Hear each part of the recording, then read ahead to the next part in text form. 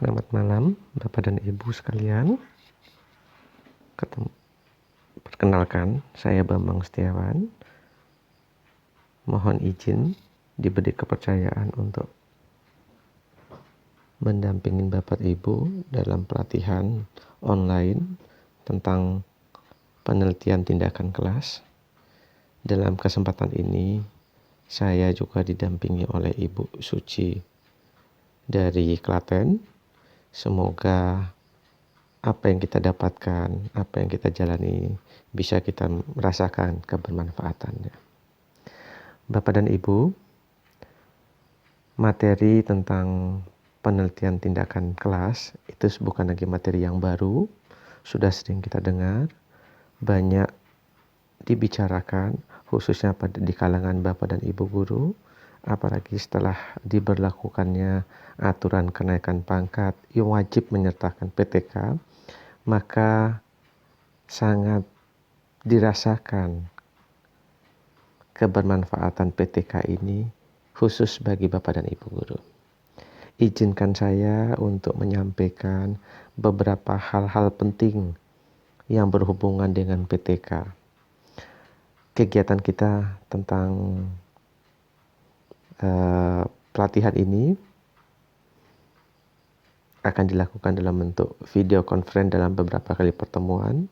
Untuk pertemuan kali ini, pertemuan pertama, kita akan mengulas seperti apa PTK itu, dan nanti di akhir dari sesi pertemuan kita kali ini, ada tugas yang Bapak dan Ibu harus lakukan sebagai tagihan kegiatan pelatihan kita. Baik Bapak dan Ibu, kita masuk pada pengertian dari PTK itu sendiri. Jadi PTK adalah penelitian tindakan yang diperuntukkan untuk memperbaiki mutu praktek pembelajaran di kelas, sehingga berfokus pada proses belajar mengajar yang terjadi di kelas. Konteks dari ini semua Bapak dan Ibu, PTK sesungguhnya sifatnya situasional, dalam artian karena prakteknya adalah di kelas, jika setting kelasnya berbeda, maka PTK-nya pun akan berbeda. Masalah yang ditemukan di kelas tidak bisa digeneralisir menjadi masalah di sekolah. Masalah yang ditemukan di kelas tidak bisa digeneralisir untuk materi pelajaran-pelajaran yang lain. Jadi sifatnya sangat situasional. PTK karena adalah jenis penelitian tindakan, maka ada tindakan nyata yang harus diberikan, yang harus ditreatment pada peserta didik, pada siswa kita di kelas sebagai subjek penelitian itu sendiri.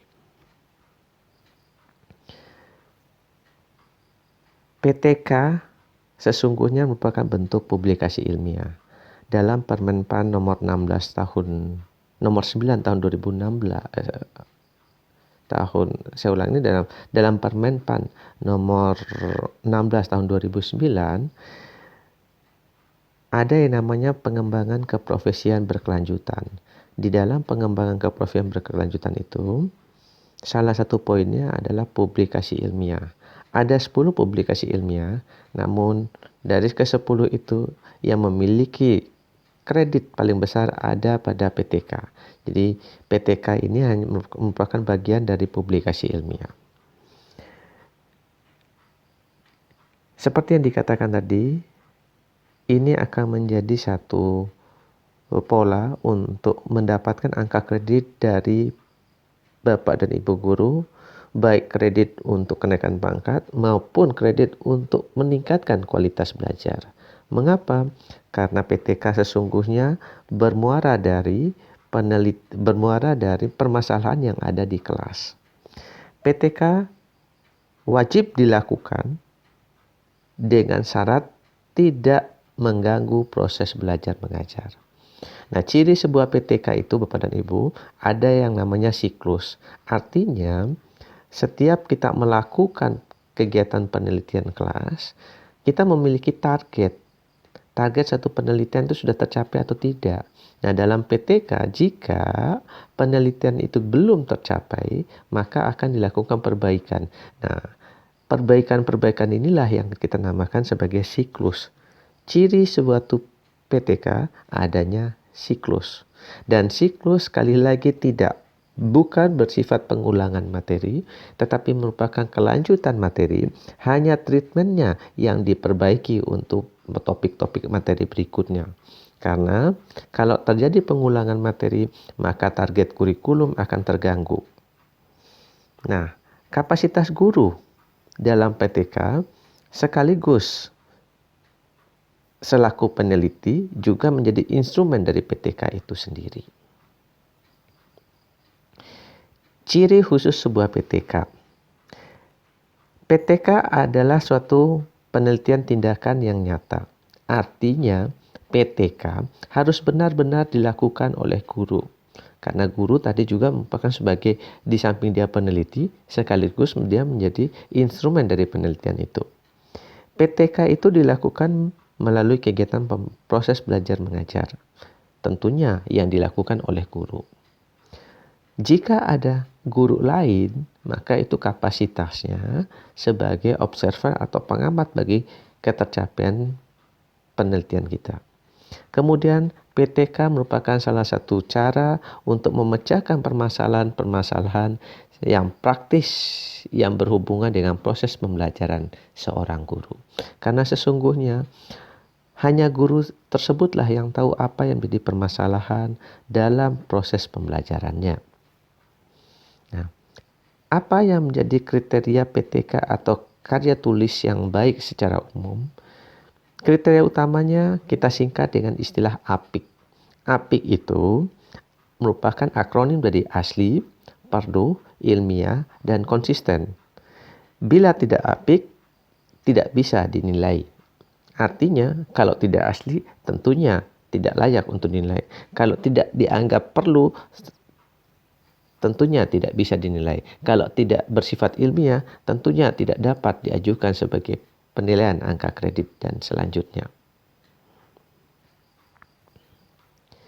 Nah, PTK yang asli, syarat pertama PTK harus asli. Seperti apa yang asli? Asli merupakan karya nyata dari seorang penulis itu sendiri. Bukan bersifat plagiat, bukan ciplakan, atau disusun dengan niat dan prosedur yang tidak jujur. Jadi PTK merupakan hak kekayaan otentik dari seorang peneliti. Bagaimana jika seandainya kita melaksanakan PTK ini, kita mengambil rujukan atau berpedoman dari PTK-PTK yang pernah dilakukan.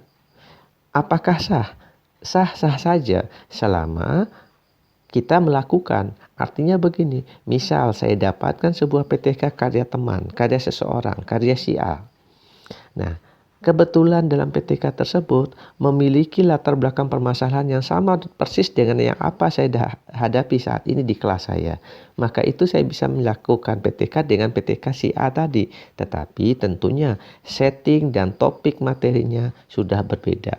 Instrumennya pun bisa jadi berbeda. Karena itu tergantung tingkat pemahaman, tingkat kompetensi si peneliti itu sendiri. Kemudian yang selanjutnya, PTK sifat ciri yang kedua adalah perlu. Bagaimana yang dimaksud dengan perlu? Misal, saya adalah seorang guru SD. Tupoksi saya adalah mengajar siswa saya di SD. Maka saya hanya bisa meneliti sebagai PTK saya adalah siswa saya. Saya tidak memiliki kewenangan di luar tupoksi tersebut. Sebagai contoh lain, saya seorang guru matematik, maka yang dikaji adalah pembelajaran matematik. Tidak perlu mengkaji pelajaran bahasa Indonesia, pelajaran IPA, dan sebagainya. Itu yang dimaksud dengan PTK yang bersifat perlu. Yang selanjutnya konsisten. Konsisten yang dimaksud di sini PTK harus disusun dengan tugas dan tanggung jawab si penulis. Sebagai contoh tadi juga sudah saya uraikan, dia guru matematik, PTK-nya harus berhubungan dengan Apa yang menjadi tupoksinya? Di samping itu, konsisten yang lain, pemahaman konsisten yang lain, alur penulisan mulai dari latar belakang, permasalahan, instrumen yang dilakukan, landasan teorinya, sampai pada pengambilan kesimpulan memiliki alur yang sama. Sebagai contoh, jika latar belakangnya mengangkat masalah dan permasalahannya muncul dirumuskan dalam dua permasalahan, maka di akhirnya pada kesimpulan hanya memiliki dua kesimpulan, tidak 3, 4, 5. Karena itu kesimpulan merupakan jawaban dari permasalahan yang ditemukan. Yang selanjutnya, PTK harus ada tindakan. Nah, sebagai tindakan merupakan tindakan guru di kelas berupa penerapan model yang baru atau penggunaan media yang baru. Jadi, PTK harus ada treatment. Treatmentnya bisa berupa model pembelajaran yang baru yang dikembangkan, yang diterapkan, atau penggunaan media, atau juga mungkin bisa merupakan hasil gabungan penerapan model dan penggunaan media. Tentunya dalam hal ini model dan medianya tanda kutip baru. Baru bukan berarti baru ada, tetapi baru digunakan di kelas tersebut. Sekarang kita masuk pada judul PTK. Sebuah PTK tentunya harus memiliki judul yang menjadi topik utama kajian PTK secara keseluruhan. Judul sebuah PTK bersumber dari masalah yang ada. Yang kedua, difokuskan pada suatu masalah dari satu kelas dalam satu sekolah. Mencerminkan tindakan atau suatu solusi pemecahan masalah yang dilakukan. Persyaratan sebuah judul, sebagaimana diuraikan tadi, harus ada masalah, kemudian ada upaya atau cara mengatasi, dan ada subjeknya. Contoh, peningkatan keaktifan dan hasil belajar IPA, materi cahaya melalui metode percobaan bagi siswa kelas 5 SDN 2 Drono pada semester 2 tahun pelajaran 2016-2017. Nah, di sini kita penggal satu. Syarat pertama ada masalah. Nah, dari judul yang tertera di sini, kita bisa melihat ada kata peningkatan keaktifan dan hasil belajar. Artinya, judul ini sudah mencerminkan kalau PTK yang akan dilakukan berlatar belakangkan adanya masalah, yaitu rendahnya keaktifan dan rendahnya hasil belajar IPA. Nah, persyaratan yang kedua, tadi dikatakan ada upaya atau cara mengatasinya. Nah, dari judul ini bagaimana cara mengatasinya? Melalui metode percobaan.